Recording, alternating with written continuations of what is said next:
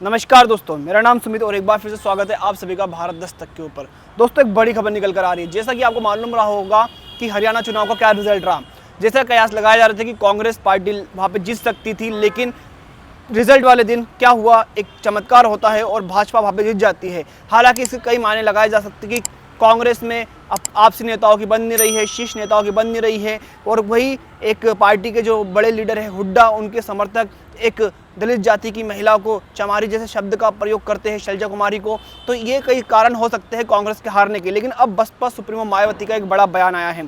वो अपने बयान में लिखती है क्या, ये देखिए। वे लिखती है, हरियाणा विधानसभा आम चुनाव बीएसपी और इनेलो के गठबंधन ने लड़ा, किंतु आए परिणाम से स्पष्ट है कि जाट समाज के जातिवादी लोगों ने बीएसपी को वोट नहीं दिया, जिससे बीएसपी के उम्मीदवार कुछ सीटों पर थोड़े अंतर से हार गए।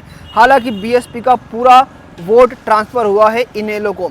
यहाँ पर बहन जी ने, मायावती जी ने एक बड़ा इल्ज़ाम लगाया है इनेलो गठबंधन को लेकर और जाट समाज के ऊपर, और साफ साफ लिखा है कि परिणाम से स्पष्ट है कि जाट समाज के जातिवादी लोगों ने, ये साफ साफ उन्होंने लिखा है अपने ट्विटर पे कि जाट समाज के जातिवादी लोगों ने हमें वोट नहीं दिया, यानी कि बसपा को वोट नहीं दिया। और बसपा का जो पूरा वोट था वो ट्रांसफ़र हुआ, लेकिन उनका वोट हमें ट्रांसफ़र नहीं हुआ। तो इसी कारण कुछ सीटों पे क्या बोलते, कुछ ही अंतरों से, कुछ ही कम वोटों से हमारे जो उम्मीदवार थे वो हार गए। ये बात सही भी है कि 3 से 4 सीटें ऐसी रही जहाँ पर बसपा के कुछ उम्मीदवार थे जो बहुत कम अंतर से हारे हैं।